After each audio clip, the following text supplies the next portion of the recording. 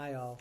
I very much enjoyed reading this week's set of assignments, and because I find that at this stage, especially as it relates to the question on the breathing practices that you learn, many of you for the first time in Chapter 3, that rather than offer individual responses, I would put together this video segment that responds to the various items that were raised to help clarify where that could be helpful and or reinforce that which you are beginning to or continuing to learn in a way that is in alignment with what these practices are intended to offer, and to understand the distinction between breathing practices, which are a form of settling technique, and mindfulness practice.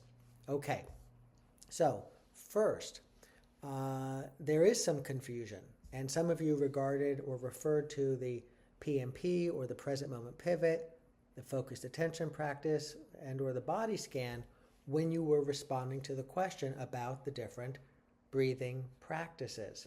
So these are not breathing practices. They are mindfulness practices. We are learning them and practicing them to cultivate greater mindful awareness. That doesn't mean that you can't do these practices if you should find them to be very relaxing as settling techniques, but importantly, the relaxing part is not the primary objective, and one who is interested in cultivating greater mindful awareness will engage in practices like focused attention or body scan that may not be very relaxing, but that doesn't mean they're not cultivating greater mindful awareness and could be very useful to continue to practice. So importantly, the present moment pivot, the focused attention practice, and the body scan are not breathing practices. They're mindfulness practices. Now, breathing practices like line breathing, triangle breathing, box breathing, and the physiological sigh, these are not mindfulness practices. These are settling techniques, and they work primarily to create a greater sense of calm, that is to settle the body. And the difference between settling techniques and mindfulness practices is pretty clear, and once you have a handle on it, you won't confuse them.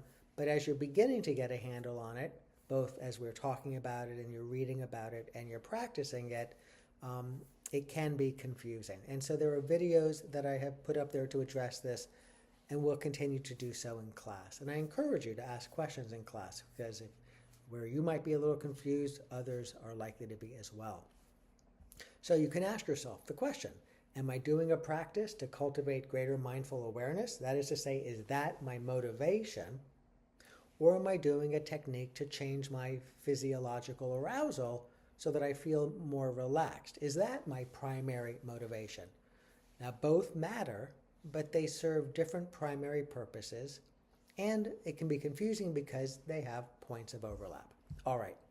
Now, in addition to that, there's this shared language and prior experiences that you all noted in various ways. Some of you noted that you've done these practices before, or you've done them under different names, and that makes perfect sense. These various techniques, line breathing, box breathing, triangle breathing, even the physiological sigh, they are found in different traditions, and they have different names attached to them in different traditions or in different ways that they're taught.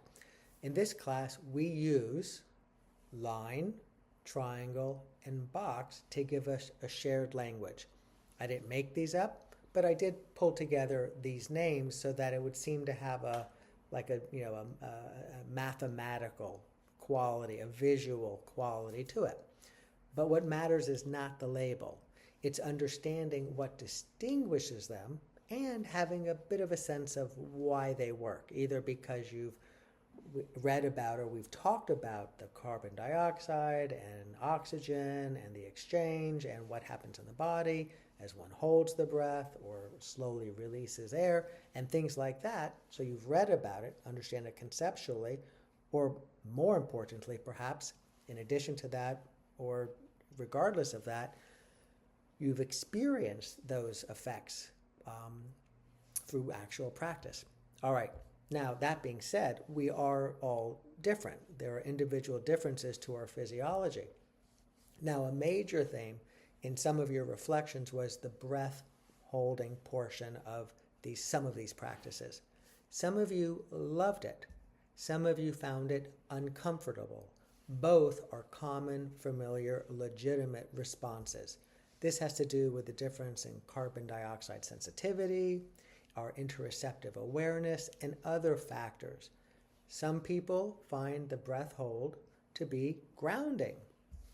Others find it to be stressful and stress-inducing. Your body is giving you information. It's giving you data. So if it's a settling technique that we're doing, which is what these are, what we're practicing and learning, and they make you more agitated, it's probably not the right tool for you. In fact, it's most certainly not the right tool for you, unless you don't quite have it understood and a little more practice maybe would clarify it. But if it's unsettling, agitating, stress-inducing, well, the purpose of a settling technique and the why I've called these settling techniques is because we want to not forget front and center. They are intended to help us feel more settled. And so therefore, find another. There are many. That's what we call discernment, and that's very important. That's trusting yourself, your own wisdom, and engaging in self-care, among other things. All right, now we've got the structure, the counting, and the ways that some of the pieces to these practices can do double duty. So many of you noticed how counting, holding, visualizing, or even creative things like tracing the image on your skin helps you stay with the technique. You said things like, counting gave my mind something to hold on to, the holds kept me from speeding up, the structure helped when I felt overwhelmed, and these are important insights. They show that the breath can be relaxing and can help shift your nervous system into a calmer state, often lowering your heart rate.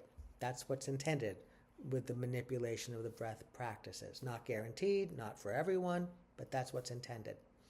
And so some of you, when you add the explicit counting, 1, 2, 3, 4, which is how we'll do it in class, or some imagery, or some creative variations like tracing the shape on your skin, well, these are attentional anchors.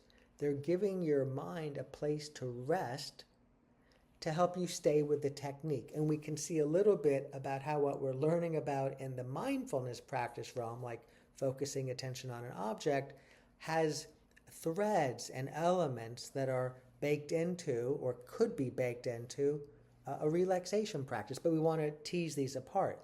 You might be tracing something like on the skin, tracing a box or visualizing a box. That's a focused attention element. We could, in fact, make a focused attention mindfulness practice out of it, where the primary objective would be the cultivation of greater mindful awareness. But if we're doing it to help feel more relaxed and settled, that counting, that tracing, that visualization can be helpful for making it a relaxation practice. Hence, it's not a mindfulness practice that we're doing, but a settling technique. So, good for you all for coming up with these various variations. Now, in addition to that, personalization, and variation, you've adopted these creatively. You've done, as I indicated, the tracing of the image on your arm. You've imagined a ball moving with your breath. One of you came up with a very clever approach where you visualized the ball, and as you inhaled, it came towards you, it rolled towards you, and as you exhaled, it rolled away from you. These are excellent practices. None of these are meant to be performed in one way only or rigidly. You're meant to adapt them intelligently, and that's what I see you all doing and what I want to encourage you to continue to do or to start to do, not to jettison it or come up with something entirely different. This is why it's important to learn these as core, very simplified versions of them so that you can elaborate on them if you so choose, keeping them true to what they are, or just keep them simple or as simple as they are. So when you personalize a practice in a way that preserves its purpose, that's a sign of learning and in many ways making something your own. It means that you understand what the practice is doing. Okay, next, we've got matching these various tools, because that's what they are. These are tools in your toolkit. They've always been there, the breath, the ability to slow it down, but we're learning about these tools, and we're learning how to use them, and we're deciding whether or not they're tools that we want to, in fact, be using. So some of you noticed that different practices worked in different situations. Those of you that noticed this had a bit of a history, familiarity with these practices. So the comments that you all made, which I think is important to reflect on and to share, is in times of high stress, the simpler the practice, the better. So for example, box breathing might be one of your favorite practice, but in times of high stress, it might be harder to recall and engage in the box breathing, or just not practical in terms of what you have to do in front of you, whereas something like line breathing or just slowing down the breath, even without a count, just slowing it down could be a better way to go. When you've got more time, you can engage in more structure. When you have no time, as indicated, you may not come to you to do a practice, but even with just a little bit of awareness and experience, line breathing is there at the ready, and moderate stress, triangle breathing. So the key is to know that as stress rises, our cognitive bandwidth tends to drop, and complex instructions become harder to execute. So it's good to have a range of options, a primary technique and a backup technique. We could call that a functional toolkit, but also importantly, to be practicing the ones that resonate with you, so it becomes, we could say, automatic. It becomes more of a habit. It's easier to turn to and easier to execute on because we've been practicing it and we have it down. All right. Numbers versus principles. Some of you focused on the length. Remember, the counting is a general guide. Box breathing is oftentimes, as we'll explore it together, 4, 4, 4, 4. But it could be 5, 5, 5, 5, 6, 6, 6, 6. Those are all, boxes or squares in this sense. And technically, the way you count to 4 might be the way I count to 5, or the way somebody else counts to 6. So we're using numbers to give us a general guide, but ultimately, that's what it is, a general guide. There's no hard and fast rules. But to understand that line breathing is slow, smooth breathing. Box breathing is structured breathing with 2 holds. Triangle breathing is structured breathing with 1 hold. It's the principle that matters more than the duration or the specific count. And as some of you noted, if the number makes you strain, like inhaling to 4 and then exhaling to 8, because the longer exhalation tends to be associated with a more relaxed state, but that 8 becomes stressful because you're trying to muster the air to breathe out, or you speed it up just to get it out because it's feeling uncomfortable, well, then make the 8 6 or some other number. The idea is the inhale is comfortable, slower, deeper, but comfortable. And the exhalation is slower, deeper, perhaps a little longer, something to experiment with, but comfortable. And so you get to gauge that pacing. So you want to find the sweet spot that is good with you, and that can take a little practice. And I'm happy to talk to you all about it anytime. All right, we've got a sort of what we call a specialized tool that sort of is stepping outside of the line, triangle, box, which is the physiological sigh. Some interesting research has come out on that has made it popular again. And one of you noted how you really had very quick relief when you were physiologically aroused, stressed, and had a stress spike, you called it, and it just brought it down promptly. Not everyone will have that experience, but some of us will. So it's good to know that this tool is at the ready and can be helpful. And so the physiological sigh is designed for a rapid down regulation of stress, and it doesn't require much thinking. It's another tool in the toolkit. And you can see how it even has some of the elements, the mechanisms at play in the other practices or techniques can be found in this one as well. But as you've read about, or will read about in the reading, it has some, that piece to it has its own charm in terms of what's going on in the body. All right, getting close to the end. Developing discernment. This is what we're doing. Because when I look across all of your reflections, what I see is this. You're learning, you're practicing, you're trying out, and you're clarifying and refining your understanding. We have pretty much a whole semester ahead of us to do just that. So what you're learning now is what works for you, what doesn't, when to simplify and ways of simplifying, when to adapt and ways of adapting, and when to discard.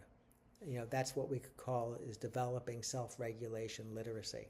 So my hope is that you leave this course not just with a set of tools, but with the judgment about when and how to use them, if you choose to use them. You don't need to be using them for your grade in this class. We're learning them, and then you're using them in ways that may be helpful to you. Hopefully they will be some. You're not meant to use everything or all of them. I mean, there's a lot of tools in the toolkit, and there's a whole lot more than we're going to be covering. But you're meant to know what works and to have a sense of why it works and to trust what you learn about yourself. And that's what will carry forward long after the class ends. All right. So I hope this was useful. In class, we'll talk about your specific experiences. I could have been more granular in terms of what different ones of you said specifically, but I think that'll be nice to hear and talk about in class.